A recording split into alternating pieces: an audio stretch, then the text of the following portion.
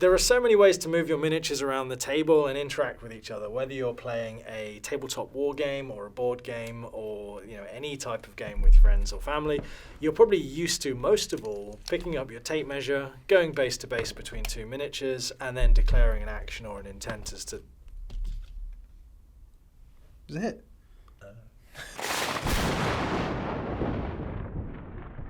So Sam, as a wargamer, you are the tape measure type. Generally, yes. Of course, the most common question anybody asks in a war game is, have you got a tape measure? But there are other games which use other systems to move around the tabletop or the board or just the table itself. And we're going to take a look at those. Another one of the very common methods is, of course, using little whippy rods. Is that camera picking it up? Did you just snap my... So these are they're predetermined distances. Fallout uses these. Mantic's Walking Dead uses it. And it is also movement as well. So yes, different speed of characters use different size widgets. Yeah. They also have normal range, long range. Now these are third-party accessories for Fallout because the games usually come with cardboard, and you can't see through cardboard. You also can't snap them in half quite so easily either, apparently. They're not as whippy as Sam thought. The tape measure has that advantage of being able to go around corners slightly more easily. I think that's supposed to be red, actually, because that one's orange. Yeah, but Star Wars Legion actually uses some sort of strange combination of both a tape measure and a stick rod. Ooh. I just can't not drop things. These lovely, weird, widgety things. And you have several different sizes for different speeds. You've got a 1, a 2 and a 3, which is nicely marked on each one. Because these are akin to those little snake toys you had as a child, which snake around. You could use a snake. Yeah, you have to file it down to the exact length. But yeah, absolutely. What? Don't file your snakes. We like reptiles here. Don't do that.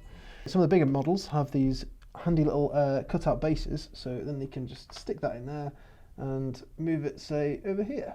And that is your movement. But sometimes having those additional tools can be a pain for some people. Then you've got to store them, then you've got to transport them, and then you might not have them in the same box. That would be a good idea too. I mean, what I could see somebody doing would be getting this tape measure and putting different colours on it. Well, that's which would be quite cool. Well, yeah, that's the advantage of the Flexi. Because the Flexi, I mean, apart from the Flexi, it's also just the fact that it's one tool for any game. And because it's a tape measure, games, that's way easier to store than a bunch of these. Yeah. And probably less likely to snap. Well, I'm getting a lot more movement out of my tape measure. But some games don't use them at all. So then you've got hex-based games, like Aristea, the tournament arena. For God's sake. It's like hexes in the battle arena. Characters can move so many spaces. Then you've got Underworlds as well, which is, again, a battle arena type game. Hexes, and each character, for example, in Underworlds, has their stats marked on their cards. Yes. So you got the little hex. He can move 3, so he can go... Boop, boop, boop. Through 3 hexes. Through 3 hexes, yeah, nice and simple. And then Aeronautica also has hexes, which I know disappointed a lot of people, me included. You need those hexes to understand the movement grid. Because otherwise you'll sit there and be like, what is this arcane language? A stoop?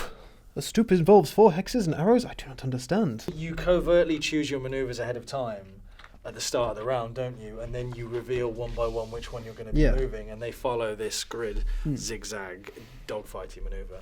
Dead Zone. Yeah. Dead Zone. The skirmish game from Warpath by Mantic. That uses cubes. Not squares, cubes. Yeah, I'd said cubes on purpose. Dead Zone uses cubes. All war games are 3D, but the reason why it's a smaller table space is because they go up. There's a lot of height difference in Dead Zone, and it makes the game very interesting. You have a movement of a number of cubes. You have shoot distance of a number of cubes. Characters up to like 4 of each side can occupy a space in a cube, depending on how big the character is.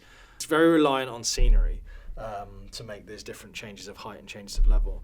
So that's another interesting one, because again, you just need the character card or the character sheet within the book to know how far your character can move. And then it's equally universal because each of their mats comes with the grids marked on, so you can see it. And we watched a small tournament taking place at Goblin recently for Dead Zone, and they a lot of them bought their own custom boards, and these boards had like the squares etched into them.